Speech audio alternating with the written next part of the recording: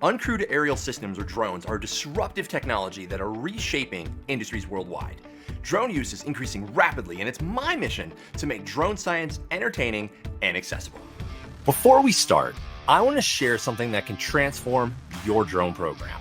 We've worked with over 50 enterprise programs and found the exact factors that separate struggling operations from those that deliver millions in ROI. We've put these insights into our free Enterprise Drone Program Maturity Assessment. It's a $2,500 value. It's designed to show you your program's maturity stage, reveal your top 3 quick wins, and give you a roadmap for growth.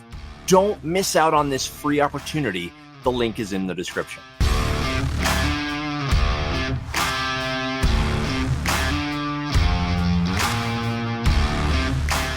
Hi, everyone. This is Jason San Souci with the Do You Know Drones podcast, and I'm here again live for the micro podcast from fabulous Las Vegas, Nevada at the Commercial UAV Expo.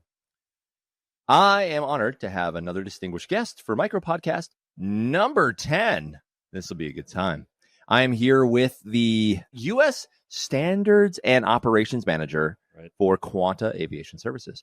Isaac, is it Piche? Piche, yeah, you got it. Wow. So, because people always mess up my last name. So you know the struggle. I know the struggle. Yeah. I know the struggle. I get it. I think people get a little afraid to go for it. And it's like, oh, no, I'm not. It has that letter on the end. So you got to try something. You got to do something. Yeah. Yeah. No, I get it. Welcome to the show. Thank you. Yeah. Thank you for having me. Absolutely. So, like I said, I have one question. There's a micro podcast. I'm asking everyone the same question. And I've gotten, honestly, now, hopefully, 10 different perspectives.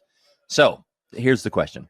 There's a lot going on good in the drone industry right now, especially related to Part 108 finally coming out, maybe in the next year or two. That's a final rule. That'd be amazing. But I still think, and I believe everyone still thinks, there's probably some things that are still going wrong. In your opinion, what are some of those things? I guess we could start with 108, and it's not out, as a rule yet.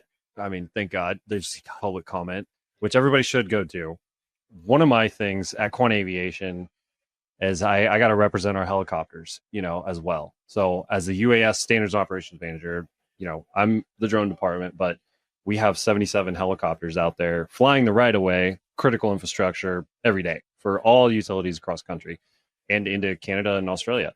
So when language exists in 108 that talks about yielding to drones and the way it's generally kind of set up as not outright saying that this is like the highway in the sky now for BVLOS drones, but kind of alluding to it, it raises a lot of red flags. And I get the general thought process. There is less traffic in the right of way, in the critical infrastructure right of way, but that's all our traffic. Those are our helicopter pilots out there that are doing some of the most dangerous jobs. I mean, whether it's aerial tree trimming with saws or just picking up linemen and dropping them off from tower to tower, building towers, and the deconfliction that has to happen oftentimes doesn't happen, unfortunately. And I get it. It's complicated. There's a lot of entities to work with, the utility, with us as a service provider, Quanta Aviation, one of our helicopter companies within Quanta Aviation, maybe with PAR or Service Electric, one of our utility construction companies. A lot of hats and a lot of cooks in the kitchen to talk to. But it's got to be done because it's not just some big open freeway for drones to go ripping down, at 1,300 pounds for hundreds of miles. I think that's a great point. And what's interesting is we have several conversations now. Obviously, a lot of people have lots of conversations about how FAA is going about, and sort of like they've asked a lot more questions in this NPRM. And I've had conversation with the FAA, and they're honestly asking them. They're like, look, we are opening the kimono a little bit, and we're like, we really want to understand how to do this one right. It's critically important to the whole industry to get this right. So if there are things that we missed, we will do our best to fix it, but comment. You got to comment. Show us what is the impact to the industry? What is your personal impact? How this is it? And then give us a suggestion. Don't just say, hey, this sucks. Tell us what we should do, and then we should do that. Now, that's not to say that the entire industry should send out one big form letter. That happened before. That doesn't really work. that's kind of silly. So hopefully we don't do that, because it doesn't really show real impact. It doesn't show personal impact as a company, at a company level, at a person level. And that's really what they're looking for. So I actually, at my last series of podcasts, I was like, look, I understand that we had a certain number of comments and during the Part 107 and remote ID. I think being where we are at the industry today, the number of people that we have in the industry and sort of the number of sort of cooks in the kitchen still, we're going to probably get a large number of comments that they're going to have to go through. Oh, yeah.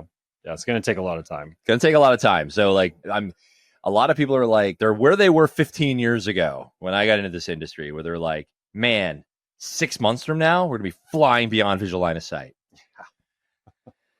And that's what they're selling to the VCs. Lord help them. And yeah, 15 years later, and now we have a proposed rule. Yeah. Which is wonderful. Yeah. But it's still going to take a while. Yeah. I would not be planning a business around Part 108 capabilities quite yet. Yeah. Yeah. And there's been a lot of vaporware. And I say that in the software sense and the hardware sense. And we deal with it with most utilities that we work with now. They probably started a small drone program the last few years ago. Didn't work out for whatever reason, maybe shut it down, maybe just trimmed it down. Maybe the person left, moved on to something else.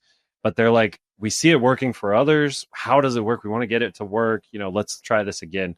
So there's kind of a resurgence, at least in our space with the utility inspection industry. We've seen that ROI now. We've seen that it is productive and it is saving truck rolls and safety and finding issues you're not going to see from the ground and being very proactive and preventative as opposed to reactive. And so there's a lot of obvious value there.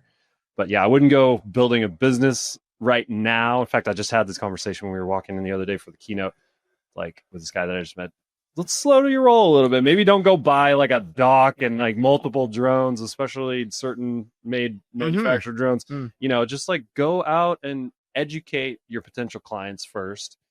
See if there's interest, and more importantly, get them to sign on the dotted line, and then implement your solution ideally. Now that can be tough, especially with like not just tariffs, but the actual border patrol issue, like not letting drones through, the Chinese drones and everything. So it could be tough. And then the American drones are huge lead times. So I get it. It's tough. You got to kind of have the tractor to plow the field. But yeah, be smart if you're getting into the drone industry right now, because it's not the gold rush that I think it was, 10 years ago or 15 years ago. It's matured a little bit, but the value is still there. 100%. Absolutely. I think the value has definitely been demonstrated. I don't think there's really a question there. It's just, how do we take those next steps? How do we do it smartly? How do we scale effectively without making more dumb mistakes? So really the whole point of this particular set of the podcast is to sort of help people understand different perspectives on what's going wrong so they don't do them. Yeah. Yeah. I think a big part of what's going wrong, like I was saying, is kind of that vaporware mentality. Yeah. A lot of people have been, especially with AI, we've seen a whole new resurgence. It was, I think a few years ago it was LiDAR. Everybody was doing LiDAR with drones, and a lot of utilities got a ton of LiDAR done. And they're like, what do we do with it? And images too, even visual images inspections, people got Dropbox folders full of 100,000 images. Like what do with this? Pallet loads of hard drives. Yeah. Or a hard drive shipped to, that are just in some guy's desk that's moved on to a different department.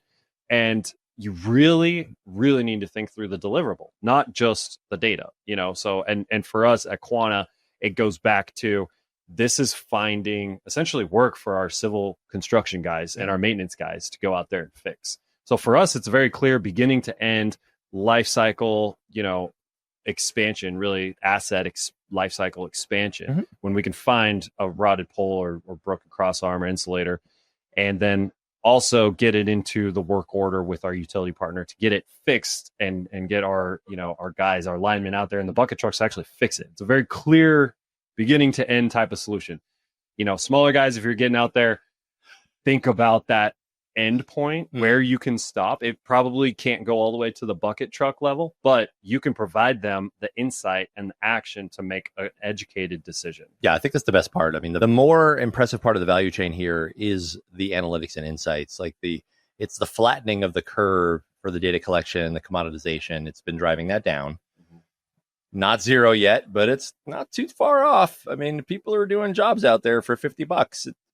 It's getting close, but it goes exponential, obviously, when you get to sort of that value portion, analytics side, insight side of the curve. And I think this is what more operators, more DSPs, more folks that are getting in this industry need to understand is you getting your drone needs to be like, I've decided to be a plumber. Okay, I'm going to learn everything about the plumbing industry. So now I know how to be a plumber. I got my certification. I'm an apprenticeship. I'm a journeyman. Now I'm going to go get my first set of tools. In this industry, we do it backwards. Yeah. We go get our tools first, and then we go learn how to be a plumber. Yeah. And I would say if you want to get tools first, go and talk to these awesome software providers. You know, and that's why these shows are great, because I meet guys and girls, gals, everybody that's out there creating these software products that are really tying together things that I wish had been tied together, like, 4 or 5 years ago. It's like, man, if we could combine like LiDAR and some kind of visual inspection and, a mapping component with the images that we're taking, layer it all together and do all this fantasy stuff. Now it's like, pick your flavor, find out what model works best for you, and it was a struggle years ago where it's like, how do you deliver those actionable insights? And that's what we were all talking about, is you have to find a way to do it. Now it's like, pick your favorite way to do it. Just make sure you're doing it. Yep. Absolutely. 100% agree. Wow. I've taken a lot of time. This has been a lot of fun. Yeah. Really appreciate you joining me on the show. This has been great. Absolutely. This, honestly, these are some of the favorite things I like to do, because not only does it educate me, it educates a lot of people, because we have a lot of pretty valuable insights to share. We've been doing this a while, and it's like, look, here's what we're doing. Here's where the industry is now. When we go forward, because we're going forward, this industry is here to stay. Sorry. Not sorry. Sorry, not sorry. Sorry, not sorry. This is how we're going to do it, because we've learned a lot. Yeah. So, viewers, listen, this is how it works. So, once again, I'm Jason San Souci with the Do You Know Drones podcast. Isaac, thank you for joining me. We'll catch you on the next episode. Comment, like, subscribe. And on the video. Oh, it's so weird. Okay, yes, and comment on the NPRM. Yes, and comment on the NPRM. Wow, my kids would kill me if I didn't say like, comment, subscribe, and hit the bell or something. So smash it. There you go. Smash it. Smash that like button. All right. Awesome. All right. See ya.